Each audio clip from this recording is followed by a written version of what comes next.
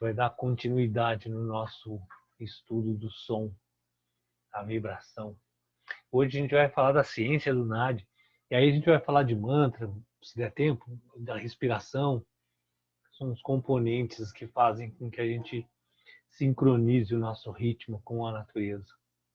Bom, eu vou pôr o slide, a gente começa a falar e depois vai interrompendo para quem tiver alguma pergunta.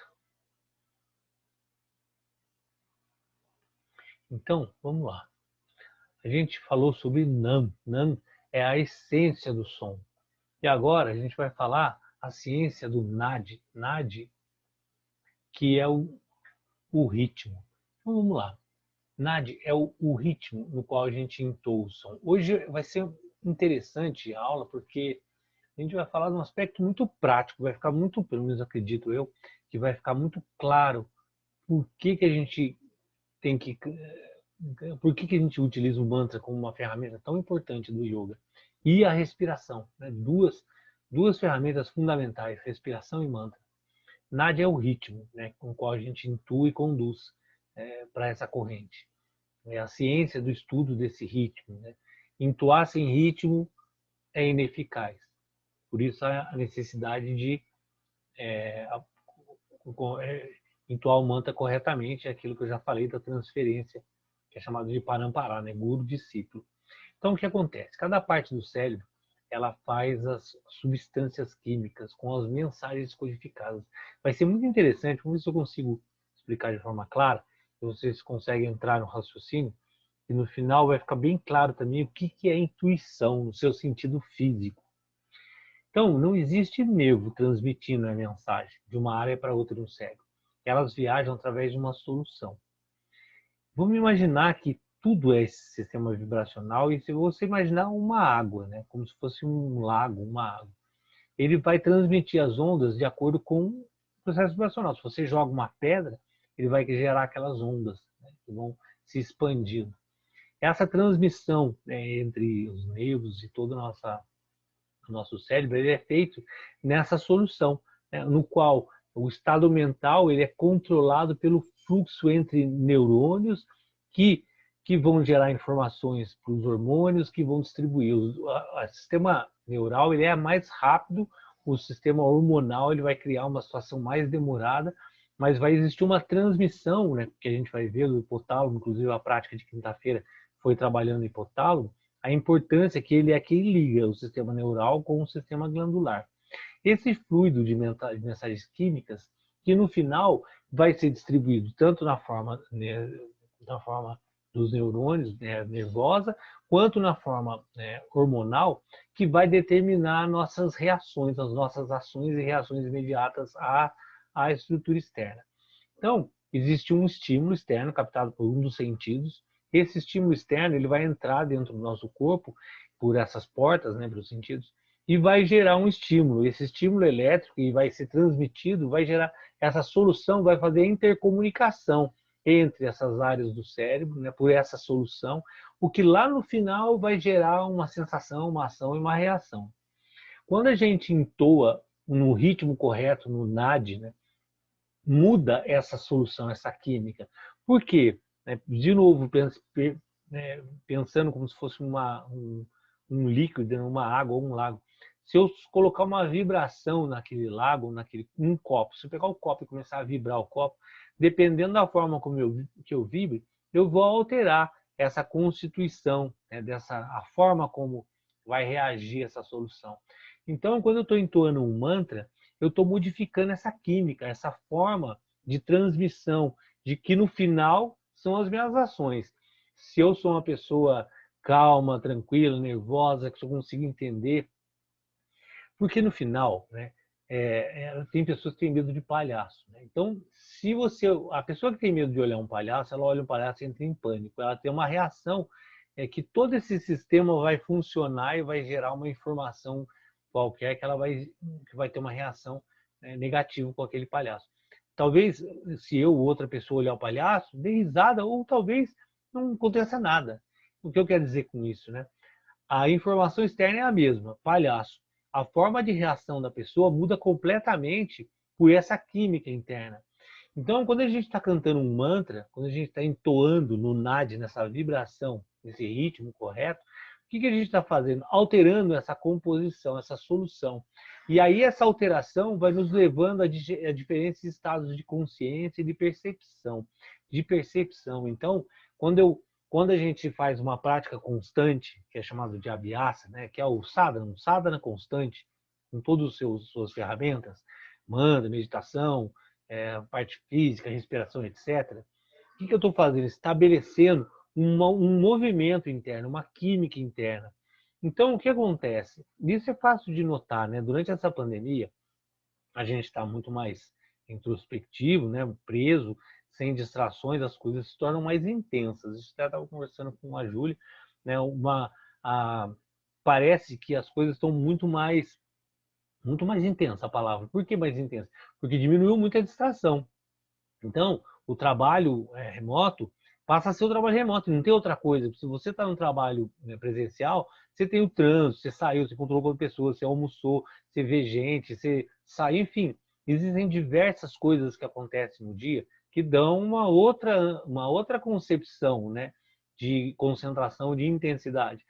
E em casa todos os dias, né, agora, né, vai ficar até dia 30 sem poder sair, né, entre aspas, né, podendo sair muito pouco para ir ao supermercado, etc. Mas o que acontece, né? O volume de distração diminui muito, então as coisas se tornam muito mais intensas, muito mais difícil para a gente conseguir lidar com, inclusive, os próprios sentimentos, com a forma como a gente percebe o mundo.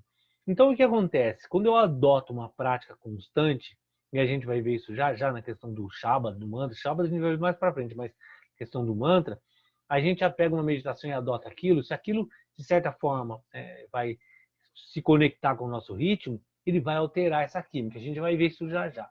Então, a vida, ela é um movimento de deslocamento do centro para fora. É uma perspectiva de que eu sou uma alma, um observador, que estou usando o meu corpo para experienciar esse mundo.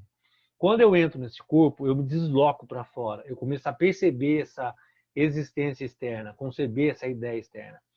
E aí eu me apego a isso. Fazer um parênteses que eu falei até na live, mas eu acho que é bem interessante colocar. Né? Esse apego, esse deslocamento para o lado externo, ele é uma construção da mente que eu interpreto a vida, acredito nela. Isso é tão importante a gente entender que essa perspectiva de existência externa, ela é ilusória no seu sentido de concepção mental. Por quê? Ontem eu estava vendo um filme sobre Inquisição, né? Um momento que eles focaram da Inquisição, pegaram 5 moças, 5 crianças, né? 5 adolescentes que eram bruxas, e aí toda a loucura, né, do que elas passaram na mão dos inquisitores, né, porque eles acreditavam, enfim, eu não vou entrar nesse mérito, mas o que eu queria falar é só o tamanho do sofrimento que essas meninas passaram. No final elas se mataram, mas não ser queimada viva, né? Por quê? Porque as pessoas desenvolveram uma percepção do mundo, uma ideia e acreditaram nela. É isso. Na medida que você desenvolve, ainda mais num grupo que a gente viu sobre o ego coletivo, uma percepção do mundo distorcida e acredita nela, e se você pensar, traduz para a gente, o mundo nosso. Se você falar de Inquisição, uma loucura. Se você falar de escravidão, outra loucura. Se você falar de Holocausto, outra loucura. São momentos no qual o ser humano gera uma percepção da vida. Por que gerou escravo? Porque os fazendeiros, os senhores aí, os feitores, enfim, esqueci a palavra, eles tinham o escravo como animal. O negro era animal. Ele não via o negro como ser humano. E eles podem ter certeza que a família dos fazendeiros, eles não tinham um sentimento absurdo de compaixão por aqueles negros, porque eles não viam como humanos. Na medida que eles geraram essa ideia e acreditaram nela, e um grupo acredita, age de forma natural, assim como a gente faz com os animais hoje. O animal é proteína, o animal não é um ser. Então o animal não sofre, o animal é alimento. O alimento não sofre. O alimento está lá para nos servir, para ficar na prateleira do supermercado. Então, na medida que você gera essa ideia, qualquer que seja holocausto, seja escravidão, seja os animais, seja inquisição, e acredita, você passa a ver o mundo dessa forma e ele é, e pronto, acabou. Então, a ideia de se e entender que essa perspectiva externa ela é ilusória, ela é uma criação da mente, é fundamental para que a gente entenda que não deve se apegar a esse aspecto impermanente. Então, quando a vida ela se desloca do centro para fora e acredita naquilo que ela concebeu externamente, é o princípio de desconexão profunda no qual a religião é religar de novo, voltar. Então, a vida é esse movimento de se deslocar para fora e voltar ao centro. Na hora que eu começo a ter essa consciência que é humana, né? Ela não é uma consciência do cachorro, ela é uma consciência do ser humano. O cachorro não tem essa perspectiva de perceber esse movimento externo.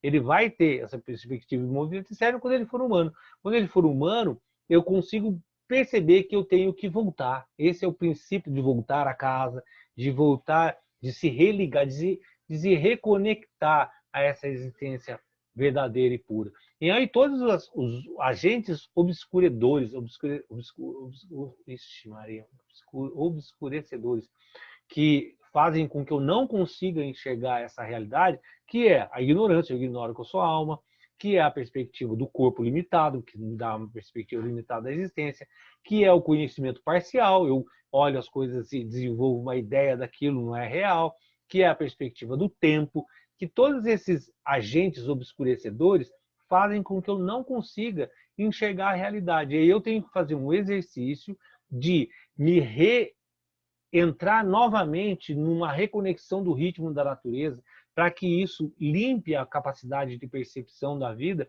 e eu comece a retornar a esse centro. E aí o que eu faço? Eu enxergo as coisas do mundo, mas não me identifico com ela. E isso que vai gerando uma certa estabilidade. Então eu estava falando da pandemia que se torna intensa, mas quando a prática também se torna intensa, você vai tentando, vai conseguindo enxergar a existência como ela é. Quanto mais claro eu enxergo, menos envolvimento, menos identificação, menos instabilidade e mais conexão. E aí as coisas passam a ser mais tranquilas. A existência passa a desenvolver de uma forma muito mais estável. Então, o que eu preciso fazer? Eu preciso gerar uma vibração curativa, no sentido de me curar desses agentes do qual não me deixa enxergar a realidade. Eu preciso me sintonizar nos ritmos da natureza. A natureza está funcionando, né, num aspecto natural, da natureza. Eu estou desconectado disso. E eu estou criando uma ideia do mundo distorcida e agindo de uma forma da minha crença. E aí eu vou ser um inquisidor, eu vou ser um feitor, não é feitor, depois alguém me fala, o cara da senzala, meu Deus. Eu vou ser o cara, né, dos escravos, eu vou ser o nazista. Por quê? Porque eu gerei essa percepção externa, acreditei nela e gero uma desconexão profunda da existência. Enquanto eu não me colocar de novo, né, numa perspectiva de observador, não envolvido com minhas próprias ideias, que eu, depois o resto, né, eu vou conseguindo reverter esse caminho de deslocamento para certo para voltar a esse mundo interno. O que eu tenho que fazer, então? Me ressincronizar com os ritmos da natureza. Achar as vibrações. Só que a vibração, ela transcende a ideia. A ideia é um aspecto interpretativo desse movimento de hormônio neural, desse aspecto vibracional. Eu recebo um estímulo, esse estímulo movimenta dentro de mim dessa forma, dos neurônios, dos hormônios, eu interpreto isso. Então, anteriormente a essa interpretação está a vibração. Então, o que a gente faz? A gente escolhe um mantra, escolhe outro mantra, escolhe outro mantra, escolhe outro mantra, até conseguir achar um que nos sincronize na nossa perspectiva. Cada um é um, cada um tem um momento, cada um tem uma vibração. Então, por isso que tem muitas na tradição indiana, hindu, que você chega, o mestre, o guru, ele passa um mantra para você, não é para o outro. Né? Cada um tem um mantra específico. Por quê? Porque, em teoria, ele tem essa capacidade de realização, de observação do mundo, né, não interpretativo. Então, ele vai ver a pessoa e fala assim, esse mantra é para você, cante ele, porque ele vai te levar à sua essência, vai reorganizar o seu sistema. Mas qual é a nossa alternativa, sendo que a gente não tem a perspectiva de encontrar um guru, né, que vai nos orientar nesse caminho? Escolher através de alternativas diferentes. Então, né, como até falou para o Paulo ver essa aula, faz uma meditação na quarentena, faz outra. Teve uma hora que você vai sentir uma estabilidade, um sincronismo vibracional. Aí você vai falar assim, nossa, é esse mantra. E às vezes pode alterar um pouco a melodia, a forma, enfim. E aí isso é não. Isso é a essência. Você entrou na essência, que transcende o que o mantra está falando. Não importa o que ele está dizendo, não importa a tradução, isso eu já falei várias vezes, né? Não importa a tradução do mantra, importa a essência, a vibração que ele vai trazer para você. E aí, se essa vibração, esse ritmo funciona, medite nele, na essência dele. E isso vai gerar uma vibração de pureza, que, volto a insistir, né? Transcende a ideia, transcende a concepção mental. É um sistema mais puro do que aquilo que a gente está criando na nossa mente. E aí isso vai gerar no meu sistema, no meu corpo e no meu entorno, no meu ambiente, a gente viu isso muito nos 10 corpos, né? A gente não é o nosso corpo, a gente não está no Gita, né? O nosso corpo, o nosso campo de atividade é todo o nosso entorno. Isso vai fazer com que realize um campo vibracional puro. Então, quando a gente entoa o mantra no NAD, na vibração correta, percebe? A gente está falando de vibração. Se a vibração é incorreta, é outra coisa que acontece. Então, eu tenho que achar aquele mantra da forma correta para que eu encontre a minha essência. E a língua vai criar uma relação no palato, que a gente vai ver já já, que é esse movimento que vai ser como se fosse um teclado de computador, que vai criando estímulos específicos. E isso vai estimular a glândula do hipotálamo. No hipotálamo é essa ligação, ele vai ligar o sistema neural ao sistema glandular. Então, por que é super importante essas práticas no qual a gente estimula esse sistema que é chamado de autossensorial, que a gente viu anteriormente? Porque é ele que vai ter que estar funcionando de forma harmônica, claro, de forma estável, para que nos dê essa percepção clara do mundo. Porque se está distorcido esse sistema, a gente vai ver tudo de forma distorcida, não tem jeito. Então a música, ela promove esse ritmo, no qual a gente se sincroniza a ele. E os mantras, essa combinação de estímulo do cérebro. Porque ele vai ser o movimento da língua que vai estar estimulando os pontos específicos que vão estar levando a esse conjunto, né, que vai trazer esse despertar, né, de intuição no final. E aí o que acontece? Aqui está o desenho do palato, tá vendo? Aqui são os 84 pontos que estão distribuídos em volta dos dentes e depois mais os pontos que vão ficar no centro do palato. Então esse aqui, tá vendo esse desenho aqui? Quando a língua fala alguma palavra, que nem a gente faz o har, a língua bate lá no palato, o que ela está fazendo? Ela está batendo nesse ponto aqui e estimulando determinados pontos que estão ligados diretamente lá no sistema, no cérebro, que vão estar estimulando pontos específicos. Então, na medida que eu fico repetindo, o que é chamado de japa, essa repetição constante, e aí junta com o ritmo decantado, o movimento da língua, o mantra e o ritmo que eu estou estabelecendo, eu vou reorganizando essa química no qual me dá a sensação. Então, eu vou me tornar uma pessoa mais calma, eu vou me tornar uma pessoa mais estável, eu vou me tornar uma pessoa com maior discernimento, porque eu consigo reorganizar esse sistema que está desorganizado. O que é crise de pânico? É quando o sistema entra em colapso. Então, da mesma forma que o sistema entra em colapso, eu entro numa crise de pânico e etc., eu vou regular esse sistema para que eu mantenha o mais estável possível a forma de eu entender o mundo. Então, essa primeira parte que a gente falou da ciência do NAD, agora a gente vai falar um pouquinho sobre essa conexão mente-cérebro, vai chegar num ponto de uma compreensão da intuição, que eu acho bem bacana. Se alguém quiser fazer alguma colocação, alguma pergunta, fica à vontade, tá? Antes de a gente passar para essa parte da conexão.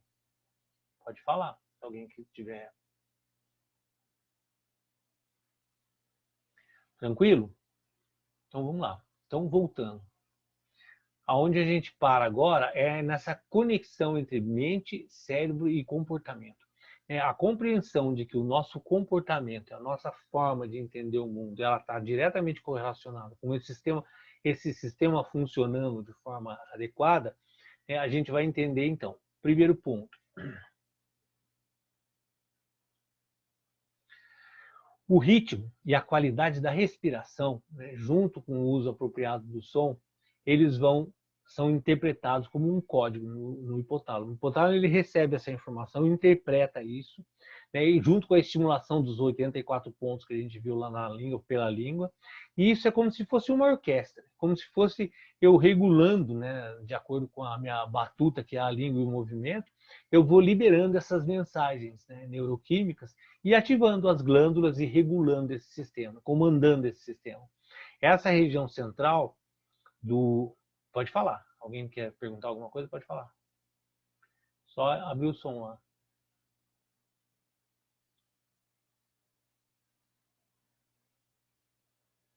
Ninguém? Se alguém quiser perguntar, fica à vontade, tá? Não tem problema em interromper, não. Então vamos lá. Voltando, né? O hipotálamo como região central do cérebro, do sistema chamado límbico, ele tem essa função de conectar o sistema neural com o sistema glandular. E aí o que acontece, né? Tudo é transformado em mensagem química que vão gerar lá no final as emoções, no qual a gente se sente melhor, pior, depressivo, não depressivo, enfim, todos os nossos estados emocionais, eles vão estar passando por esse sistema.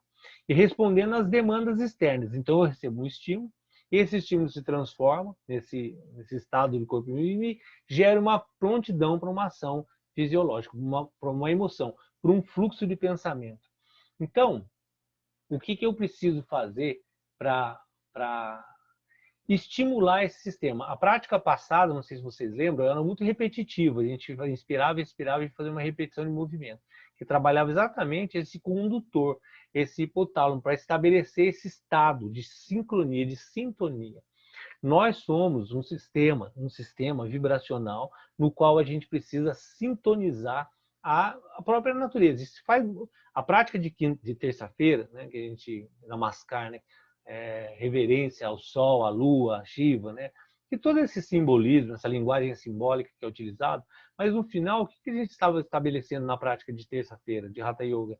Ciclos, né, ciclos de ritmos, no qual a gente atribuía a sol, a lua, a uma linguagem mitológica, figurada, mas a ideia eram ciclos que vão se reorganizando no nosso sistema rítmico. Então, o que acontece? Quando eu estou num estado harmonizado, né, os mantras, a meditação é o fruto de tudo isso, né? Os mantras, eles vão trazendo uma estabilidade rítmica que vai me dar o que está escrito ali, né? A facilidade do estado do pensamento, né? A clareza, o discernimento nada mais é que uma clareza de observação às coisas de forma objetiva, de observar as coisas de forma objetiva. Então, o sistema do córtex frontal, né, que me dá essa perspectiva de discernimento, se ele está absolutamente estável, né, e regular, de estável significa vibrando na conexão profunda com o aspecto vibracional dele, né, e na medida que eu mantenho isso de forma estável, eu consigo observar as coisas de forma muito clara. Então, né, voltando a esses estados absurdos humanos, né, de escravidão, Inquisição, Holocausto, tudo isso nada mais é que uma incapacidade do ser humano perceber as coisas de forma clara, sem identificação com a própria ideia. Na hora que ele consegue se auto-perceber, isso é autoconhecimento, isso é a forma de compreensão da existência da alma, que não é o corpo, não é a mente, não é o pensamento. Se ele conseguisse se auto-observar e se olhar de fora, jamais ele executaria uma ação dessa. Por que ele executa? Porque ele está totalmente, como está lá no começo, né, externalizado, nesse movimento externo. Ele acredita no mundo externo, acredita no próprio pensamento, nas próprias ideias e entra num aspecto absolutamente desarmônico, né? Então, o que vão ser os fatores fundamentais? O mantra, né, o ritmo, que é chamado de Nádia, a ciência do Nádia é exatamente a ciência desse ritmo, a forma como eu conduzo o mantra, que é a pronúncia, né, a língua onde vai bater, tudo isso é Shabad. Shabad é esse som. Por que se eu falar cadeira, cadeira, cadeira, cadeira, cadeira, eu vou ter um efeito? E por que se eu falar outras palavras, isso está muito em todas as linhas, né? Se falar sobre os nomes de Deus, por que os nomes de Deus têm o poder? Porque eles são Shabad, eles são sons específicos que criam novas conexões, que criam outros estímulos no cérebro, diferente de eu falar cadeira. Se eu falo cadeira, é um estímulo. Se eu falo um outro nome, né, na tradição do yoga, se eu uso algum dos nomes, como Hari, como Hara, como Brahman, enfim, como várias palavras que eu posso usar, Shiva, ou Vishnu, ou Krishna, ou enfim. Essas palavras, elas têm uma outra concepção. A forma como eu entoo, a forma como a língua faz, o som, o ritmo que se traz, me traz um outro estímulo que não outra palavra qualquer. Eles são as partituras. Isso é chamado de Shabda, que a gente vai ver um pouquinho mais para frente. E é esse ponto que eu queria falar sobre a intuição, que é muito interessante. O condutor interpreta os pensamentos da mente a partir do cérebro, como já colocou, manda os hormônios para a glândula pituitária é a glândula mestra, né? Vai mandar para os outros e vai se distribuir para o corpo, e o corpo vai ter uma ação específica, um sentimento específico, uma sensação. O que é o ponto mais legal disso? Antes de eu ter a sensação, eu recebi essa informação vibracional, essa informação externa, vibracional, que eu interpretei, que eu recebi pelos sentidos, qualquer que seja, e na hora que ele entrou no meu corpo, eu gero um estímulo elétrico e glandular e hormonal, e aí eu gero uma sensação. Essa sensação interna que é distribuída, depois a gente vai ver isso, inclusive quando eu estou entoando, o corpo é cheio de cavidades. Isso vai ressoar em todo o meu corpo. Essa interpretação dessa vibração, desse sistema, é o que a minha mente vai dar como a realidade. Então, se eu interpreto aquilo como ansiedade, como felicidade, como tristeza, como, sei lá, qualquer ideia que eu gere sobre aquele sentimento, aquela interpretação, eu vou ficar apegado à interpretação e não à informação que antecede a interpretação. Não sei se estou sendo claro. O que é intuição? Intuição é essa informação que antecede a mente concebendo uma ideia. Então você sabe que aquilo é. Mas aí você, na hora, por isso os 9 segundos, né, que a gente viu. O tempo de 9 segundos é o tempo no qual eu já sei. Só que a partir do momento que eu já sei, eu começo a interpretar aquilo que eu já sei. Aí a interpretação é contaminada. É contaminada com o quê? Com a minha perspectiva de autoafirmação. O meu processo egóico. Eu quero me autoafirmar no mundo, como a planta quer se autoafirmar. A planta, ela nasce, ela tem que puxar os nutrientes da terra, tem que olhar, virar para o sol, ela tem que existir, ela tem que se autoafirmar. Todos os seres na existência existem de forma a se autoafirmar nessa existência. Isso é um princípio do ego. O ser humano ainda tem a capacidade de se agrupar. E aí, além da autoafirmação, ele se agrupa. E aí esse conceito de nação, religião, né, no qual a gente se agrupa a um volume imenso de pessoas, mesmo que eu não sei nem quem é e tal, do outro lado do mundo, mas por um princípio de linguagem, de ideia, eu crio esse agrupamento e defendo a minha autoafirmação, a minha existência, baseado nesses conceitos, nessas ideias. Então, eu defendo o meu país, a minha cidade. Percebe? Percebe que se você olhar a Terra de fora e olhar o globo da Terra, não faz sentido nenhum você falar que você é de um país, outro é de outro. Você falar que você tem uma terra e outro tem... Não faz o menor sentido, pensando que ali, dentro daquela terra, tem um ponto achando que, enfim, que o país é dele, que a religião, enfim, todas essas ideias de agrupamento, que fazem parte da nossa existência. Né? Mas o que acontece, né? Essa vontade de se autoafirmar de alguma forma na existência contamina toda a forma, toda a clareza que a gente tem para ver a nossa existência em si.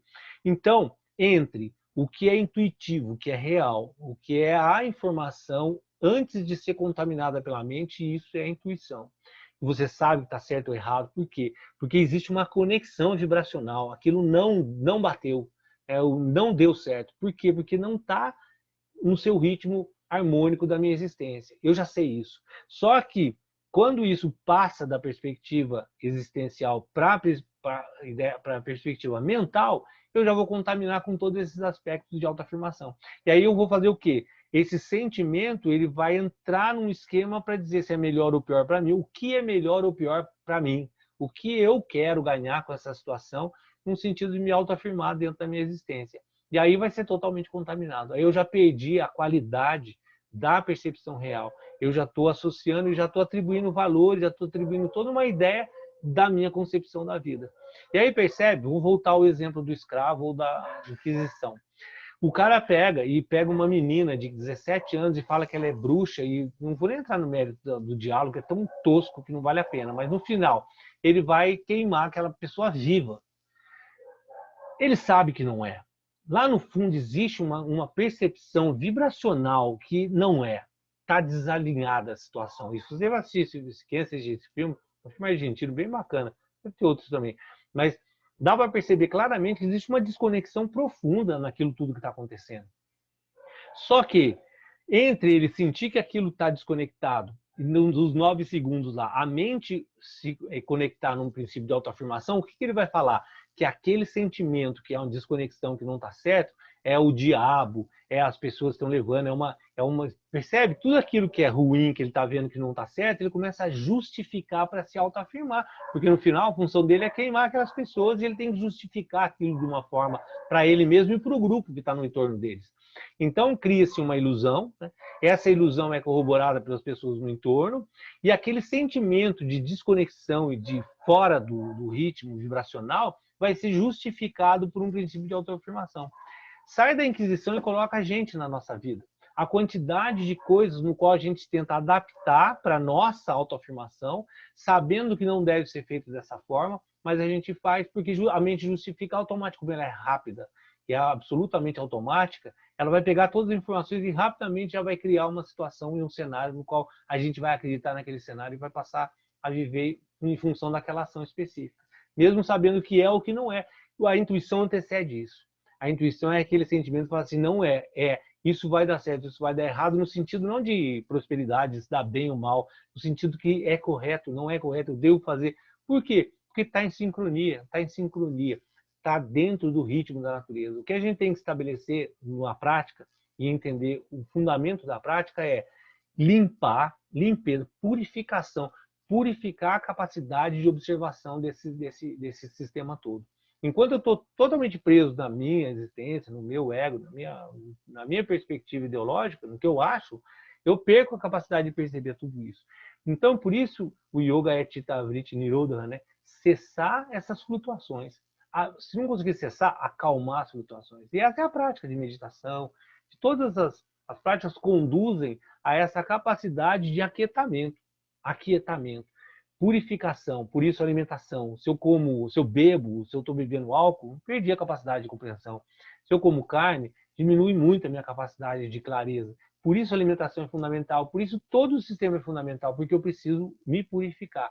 Para quê? Para que eu consiga perceber com clareza e discernimento a existência, sem eu estar envolvido com meus aspectos mentais. Então, esse princípio intuitivo fica bem claro entender que é quando a mente contamina, quando a mente começa a agir nesse sistema vibracional no qual ele é puro em si.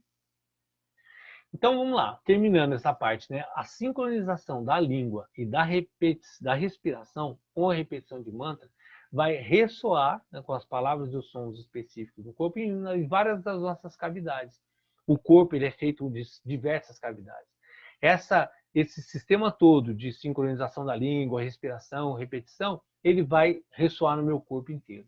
Por isso na Índia tem essa coisa de, tem até um caso que foi várias vezes contado, né, que o cara foi mordido por uma cobra. Eu já vi duas pessoas contar essa história, dizem que estavam presentes, inclusive, nesse momento, né?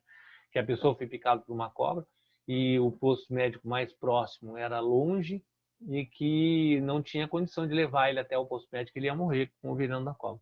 E aí eles chamaram um cara, uma pessoa que tinha um conhecimento, né, enfim, das práticas lá deles.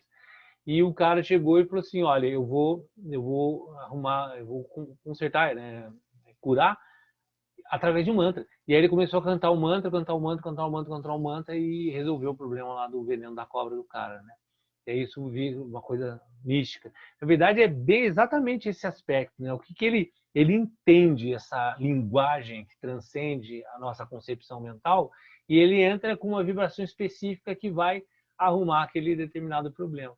Então, a sincronização da língua, que vai trazer estímulos específicos, esse ressoar das palavras em todo o nosso corpo, com sons específicos, e a respiração são as ferramentas que vão levar a gente a essa capacidade de sincronismo. Essa ressonância, né, é usada pelo Shabda. E aí é exatamente esse ponto, né?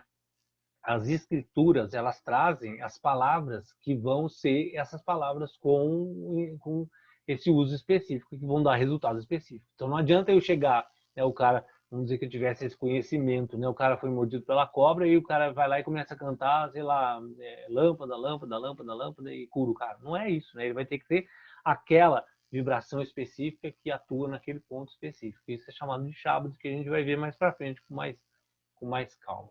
Então isso é a base que está por trás de todo o aspecto musical, do espectro musical. Por que a gente se sente bem escutando uma música, não se sente bem escutando outra? Por que a música nos eleva ou não?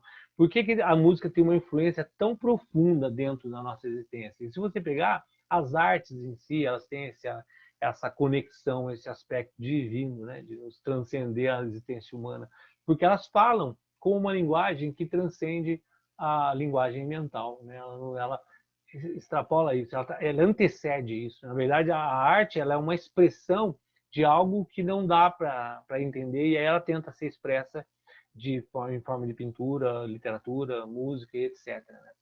Então, duas ferramentas são fundamentais para esse sistema. Né? A palavra, o ritmo, na verdade, três ferramentas, tá? Duas aí. Palavra e ritmo estão muito correlacionadas à questão mântrica, né, do som. Mas outro aspecto fundamental é a respiração. Então, esses são eventos psicoativos, né, que vão trabalhar a nossa essência, que transcende a compreensão. Esse é um ponto bem importante de entender. Né? Tudo isso que a gente está falando vai trabalhar num nível que antecede a concepção mental. A concepção mental vai ser sempre contaminada pelo princípio da autoafirmação. A gente tem uma estrutura educacional, cultural, um posicionamento na vida, tem ideias sobre a vida, e isso está profundamente arraigado na nossa existência.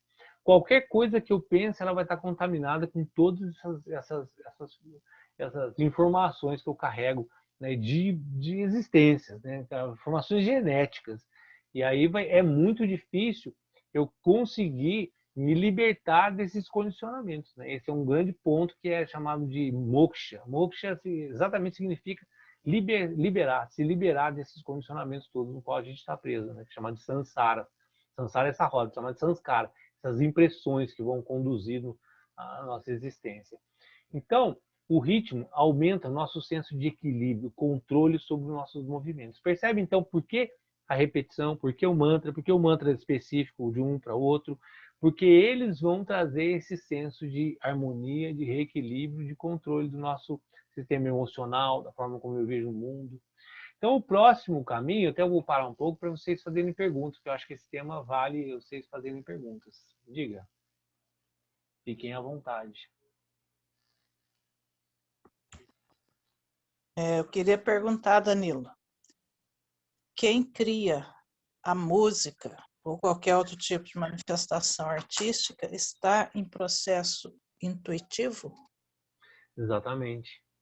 Você vê isso que acontece muito comum na arte, né? Do cara criar uma música, os grandes compositores, eles criarem música, criarem, né, coisas de forma que basicamente não foi nem ele que fez, né? Tem muito essa coisa, né? De colocar numa situação de recebeu, né? Os rishis, né? Que cantavam os mantras, eles tinham exatamente essa percepção, né? Rishi significa vidente. Eles conectavam, não era uma coisa eles falavam, eles se conectavam àquela vibração específica. Costuma-se dizer o artista estava inspirado, né? Mas não é a inspiração, é a intuição. Exatamente. Né? E a obra do artista é uma expressão daquilo que, na verdade, nem ele sabe exatamente o que é. Ele está expressando de uma forma. Por isso, essas obras absolutamente abstratas, essas linguagens no qual transcende absolutamente aquilo que a gente tem de concepção, né? Os grandes artistas, eles criam umas rupturas que era de um jeito, passa a ser de outro.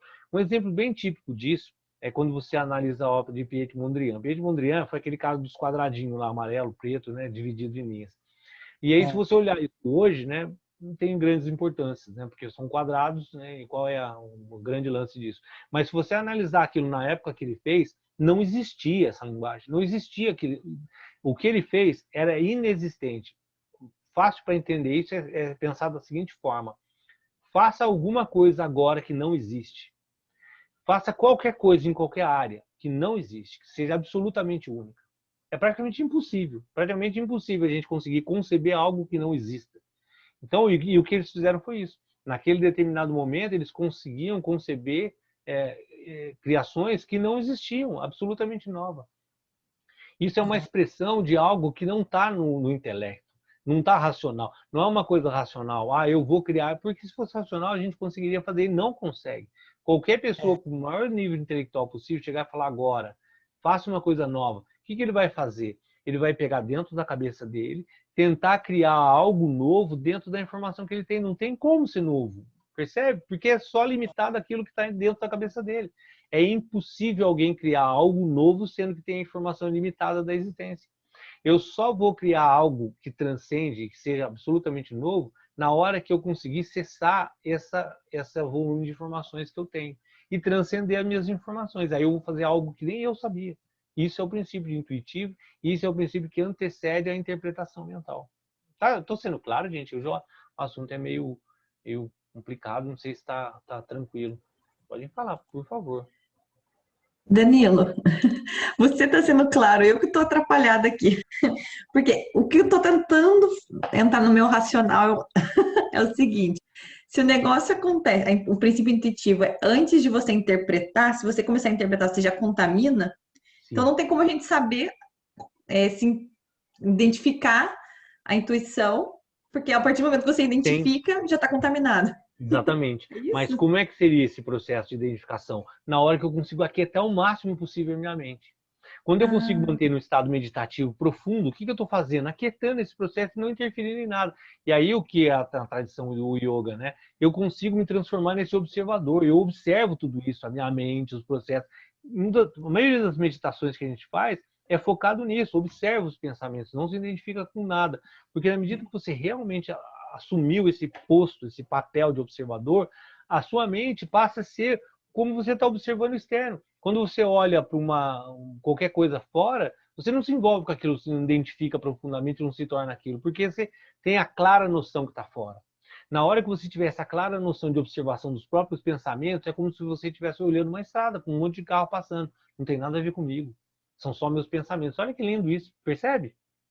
E aí, na hora que você consegue olhar os seus pensamentos como carro passando na estrada, você consegue não deixar eles contaminarem o seu espectro de observador. E aí, aquele sentimento que a gente viu lá do hipótese, enfim, de todo aquele sistema neural e glandular, ele passa a ser puro.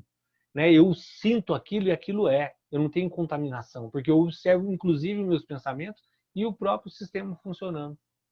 Esse é o fundamento da meditação, de você chegar nesse estado de observação profunda da existência e não estar mais contaminado por ela. Isso no yoga é chamado de kaivalya, quando você consegue estar fora da própria existência, mas existindo, sem envolvimento. ficou bem claro para mim agora, principalmente Oh, explicando agora a questão dos carros, né? Quando você está do lado de fora, é verdade, você não se identifica com aquilo ali. Fazer isso com né? os próprios pensamentos, né? Com as Se os seus vivências. pensamentos têm Ficou carro, você claro. está sempre deixando eles passarem e observando. Um é vermelho, outro é azul, um é bonito, outro é feio. É a É, mesma perspectiva. O seu pensamento pode ser bonito, feio, alegre, grande, pequeno, enfim, é só uma observação. E aí a influência que ele vai trazer, de repente eu gosto mais daquele carro, gosto menos, né? Aquele carro está mais rápido, menor, me gerou uma sensação diferente, mas só isso.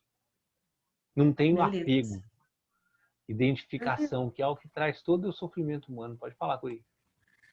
Quer dizer, então, que a intuição não tem nenhuma relação com o conhecimento anterior que a gente tem?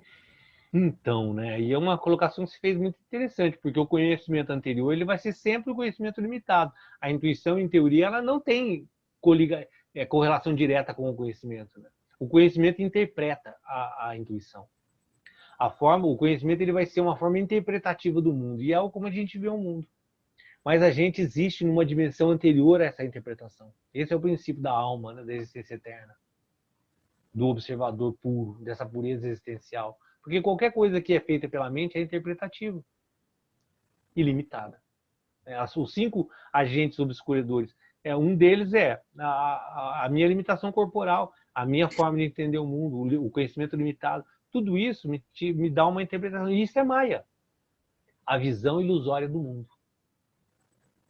E sempre vai ser. Quando eu entendo isso, eu percebo que tudo é uma interpretação, uma geração de ideias, uma concepção. Você percebe que quando o ser humano tiver essa clareza verdadeira, e olha que isso que eu estou falando é coisa de milhares de anos, não existiria jamais a possibilidade de ter uma tortura como Inquisição e os 3 que eu citei, né? Holocausto e vários outros. Mas percebe que não tem a possibilidade de existir isso, sendo que você observa as coisas de forma clara que é uma concepção mental. Como que eu vou acreditar que aquela pessoa é bruxa da minha cabeça e vou queimar ela? Não tem essa possibilidade. Só tem se eu desenvolver essa perspectiva externa e acreditar nela, e aí as pessoas do meu lado acreditam também. Todo mundo fala que ela é bruxa, que tem que queimar, que se não queimar ela, ela vai causar um mal, sei lá, para mim, e eu tenho que matar ela, percebe? Só existe isso se existir um apego à ilusão, ao mundo de Maia, a esse mundo externo. Estou estudando um livro, que até eu vou usar ele, pretendo, né, na volta das aulas presenciais, que chama A Voz do Silêncio, que é um livro da tradição tibetana, budismo tibetano. E é um livro espetacular, que é um livro como todos esses livros espetaculares que falam sobre a existência. E num ponto ele fala exatamente essa questão, né, de você nunca procure o seu guru na existência maiávica, ele usa esse termo, né, de Maia, porque sempre você está preso num aspecto ilusório. Ele fala guru no sentido de professor, né, de ensinamento. Nunca procure o seu guru no aspecto maiávico, porque qualquer coisa que eu busque no mundo externo como o meu professor, como ilusão, eu estou perdido na ilusão. Porque é sempre uma concepção. E aí percebe que fica muito claro quando o Guru Nanak, que é o do sikhismo, ele fala: o meu professor é o som, porque o som antecede a interpretação. A realidade, o meu Guru, ele fala o meu Guru, na verdade.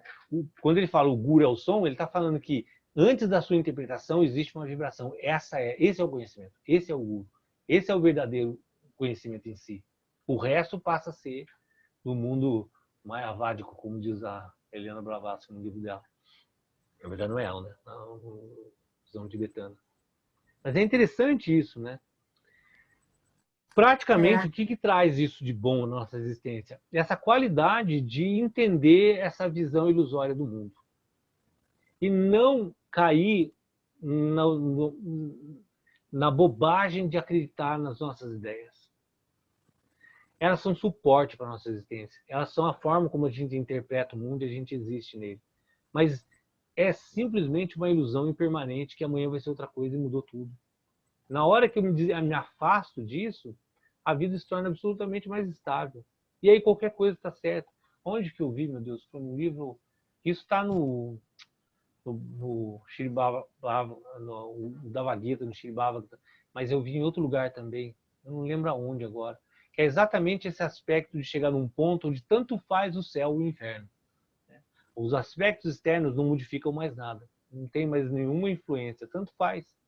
Eu vi isso em outro lugar também, não me lembro agora. Mas isso é uma passagem do Bhagavad Gita. Quando o Krishna fala para Uddhava, né? Vamos embora que agora vai entrar a era de Kali, que essa era de perdido. Ele fala, tanto faz eu estar no inferno ou no céu. Porque a consciência dele já chegou num ponto de observação profunda. O mundo externo já não influencia mais. É só uma experiência no qual eu interpreto. E aí vem aquela conversa de... Nossa, estou embalado hoje falando demais, pergunte aí vocês. Mas vem aquelas meditações de lidar com a dor, de lidar com... Porque na hora que você observa a dor sob dois aspectos, o físico e a interpretação da dor, você olha ela de forma externa também. E aí é a forma como eu me relaciono com a dor. Uma pessoa pode sofrer horrores com determinadas coisas, eu posso não sofrer nada, dependendo da forma como eu entendo e interprete. O que pode cair numa cilada muito grande sobre o aspecto de... E a intuição tem vários níveis? Como é que é? Uma criança tem um tipo de intuição, um adulto tem... Na verdade, se a gente pensar, a intuição ela é única, né? Ela é esse sincronismo profundo vibracional no qual tanto faz em qualquer fase. Agora, ela pode ter aspectos diferentes no momento que eu estou existindo, né? Eu posso ter uma... Então tem a ver com a sua maturidade. Sim. Então não tem a ver com o conhecimento que a gente adquiriu nessa maturidade? Quando o shivaísmo fala a mente é um mantra e através da ciência dos mantras você se liberta dela, porque o próprio processo de crescimento humano é através da observação do mundo. Na medida que eu vou concebendo a observação do mundo, e mesmo esse conhecimento inferior, ele vai fazendo que eu me desligue dele mesmo. Não tem outra forma. Então, no final, eu uso o sistema limitado, mental e ilusório para se libertar dele mesmo. E isso que você está chamando de maturidade, né? Que seria essa capacidade de se separar dessa existência em si. Mas não é um processo intelectual, percebe? Não é um processo intelectual racional. É um processo de treinamento desse sistema para que ele se desvincule dele. Porque se eu tiver profundamente apegado, a gente pode pegar isso e ver claramente nos meios acadêmicos, eu posso ter um nível altíssimo de conhecimento específico de alguma coisa, mas não consegue se desligar de alguns aspectos básicos, que é o caso da Inquisição. Se você pegar os grandes sacerdotes da Inquisição, eram pessoas inteligentes, estudavam escrituras, eram pessoas de alto conhecimento e faziam as bobagens mais absurdas do mundo. Sem inteligência emocional nenhuma, né? Nenhuma, nenhuma. Porque não tinha esse mínimo grau de perspectiva de conexão, Aham. de observação do próprio. Eles não tinham o equipamento é, é, desenvolvido de forma com que ele sintonizasse essa vibração específica. Assiste, eu não lembro o nome do filme, se não me engano, chama As Silenciadas. É um filme novo no Netflix, argentino, tá? Se você entrar nele, tá lá no começo do filme. E é interessante que no final elas fazem um ritual, porque eles vão conduzindo, elas vão percebendo, são inteligentes, elas vão percebendo que vão tentando enganar os padres, né? Para até que os maridos delas voltassem na lua cheia. Não vou contar o filme, não é spoiler, mas elas vão tentando conduzir de uma forma, assim que no final elas fazem um ritual que o cara quer o ritual. O cara, na verdade, ele está buscando um aspecto absolutamente de prazer, de desejo, e elas conduzem através do som, da música, com que ele se envolva. Tudo aquilo que ele passa transcende qualquer coisa racional, mas no final, quando entra a racionalidade, ele tem que matar elas, queimar elas no final. Essa é a função dele. É bem interessante observar esse espectro mental envolvido e você entende por que a pessoa chega num ponto de absurdo, de tão loucura assim, de fazer bobagem, né? Um nível desse, de chegar a queimar a pessoa viva, né? Ah, eu vou ver. Bacana. Porque se você começa a realmente se dedicar a trabalhar esse não envolvimento com as próprias ideias, essa perspectiva do yoga em si, né, que é esse afastamento da identificação, começa a ficar claro essas loucuras, né, que é incompreensível. Né? Como é que os nazistas fazem o que fazem? Como é que você começa a perceber, e aí eu acredito muito que o Dalai Lama fala sobre isso, que por esse caminho você consegue desenvolver o princípio de compaixão verdadeiro. Quando existe uma compreensão, é a compaixão que a gente desenvolve com o nosso cachorro, quando ele faz uma bobagem. Porque você sabe que ele não está entendendo aquela bobagem, ele está fazendo aquilo por um instinto de cachorro. Mas só como a gente tem um apego profundo a todo esse sistema nosso, a gente não consegue se desidentificar e olhar de fora essa perspectiva. E aí é o que gera ódio, gera raiva, gera essas impurezas no qual a gente não consegue observar as coisas como são. Como vai gerar compaixão de um cara que queima uma mulher viva? É uma coisa para se pensar profundamente, né? Se a compaixão é um sentimento que transcende essas ideias, como é que você vai ter compaixão num ser desse? E se você falar que não tem compaixão num ser desse, você está entrando na mesma viagem de que, porque daí você queima ele porque ele queimou ela. Não muda nada. Por isso que a gente não pode ver os noticiários. Pode, desde que você consiga não se envolver com eles. Mas ainda tem um longo caminho aí para a gente não se envolver. Nossa. E é um caminho de treino, né? De treino, de prática. Muito bom, gente, Danilo. mas falem aí. É bacana essa parte, né? Muito bonito. Vivendo e aprendendo. Bacana porque vai dando um suporte para a prática cada vez mais, né? Porque você vai percebendo que... E o grande momento da prática é quando você consegue perceber que algumas coisas geram de forma espontânea. Transcende a concepção mental. Por exemplo, você me xinga, eu respondo de forma diferente do que eu respondi anteriormente, mas espontaneamente. Eu não penso, eu fiz yoga, meditei antes, eu não vou xingar ela. Percebe? Já introjetou, né? Esse é o princípio da intuição. É os 9 segundos, né, utilizado. Você me xingou e eu não reagi, porque já espontaneamente já existiu uma conexão, uma harmonia de não reação. Agora, você me xingou, passou os 9 segundos e falou assim, não, mas eu faço yoga, se eu xingar ela, ela vai me ver. Aí já tem toda uma concepção de autoafirmação. E aí eu posso estar morrendo de raiva, morrendo de vontade de falar, mas eu não vou falar porque a minha mente já vai agir rapidamente. Ou o inverso. Ou eu vou agir, vou xingar, porque sempre vai ter um porquê e uma concepção mental que vai me justificar aquela ação. Mas aí é totalmente contaminado. E aí eu vou agir de uma forma falando que é uma intuição mental. Eu devo fazer isso, que isso é o melhor para mim. Já não é mais, é o melhor para aquela concepção egóica da vida, percebe? Agora, antes de eu pensar qualquer coisa, eu já tenho a resposta. Se eu tiver a capacidade de gerar essa espontaneidade, eu começo a entrar em conexão com essa existência intuitiva. E aí não preciso mais pensar se eu devo xingar você ou não. Eu já gerei essa espontaneidade intuitiva. É. Percebe? Extrapola isso para o resto da vida, você começa a entrar em sintonia com a existência. E aí as coisas não se tornam erradas. Percebe que o princípio de pecado, ele se desfaz para uma pessoa absolutamente conectada, um santo, porque ele está agindo constantemente em sintonia, em sincronia com toda a existência, de forma espontânea. Porque na hora que ele fez, devo fazer aquilo, ele já constrói uma concepção ideológica mental, que pode ser até boa, mas está preso nos modos da natureza. É. É uma longa caminhada, né, meu filho? Sem prática. Muita prática. Constante. Mas nós estamos aqui, graças a Deus que a gente está aprendendo. É uma... Engatinhando, mas daqui a pouco vamos levantar e começar a caminhar. Isso aí. Muito bom. Muito bom. Gente, perguntem, fiquem à vontade.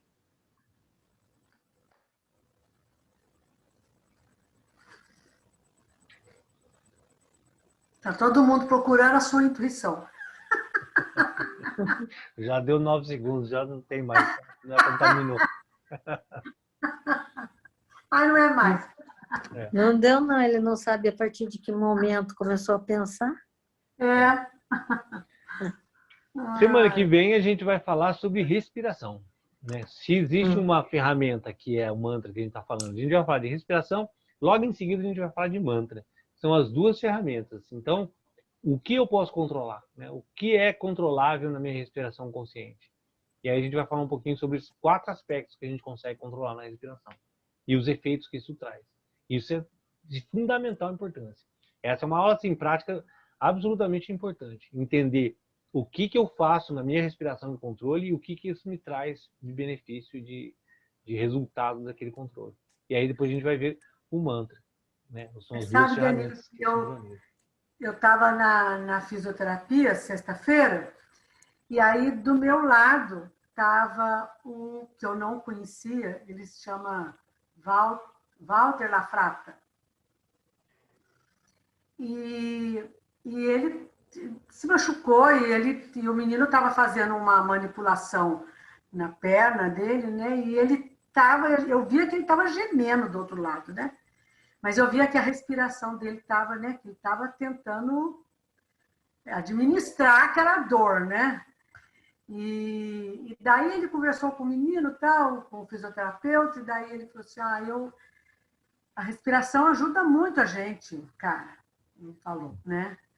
E daí eu falei para ele que eu era uma iniciante, né? E que eu fazia yoga com você e tal. E aí ele falou que ele também é professor de yoga em São Paulo, que ele fica mais em São Paulo, né? E daí aí conversamos bastante e tal, e daí ele falou assim, entre no Instagram do Marcos Rojo. Uhum. E você vai gostar, tem umas coisas interessantes. Aí trocamos umas figurinhas, daí eu entrei um dia lá. Acho que foi sábado que eu entrei, numa live que ele tinha feito. E ele estava falando sobre os valores. Sim.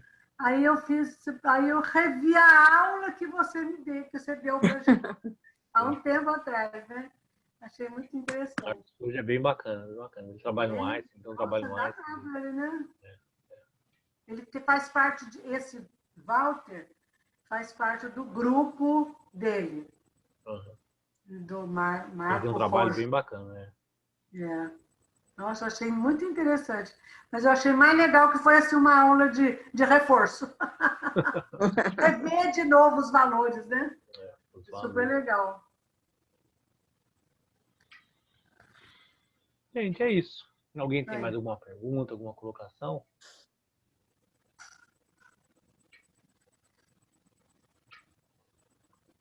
Se não, semana que vem a gente volta para entender um pouco mais sobre respiração, que é fundamental.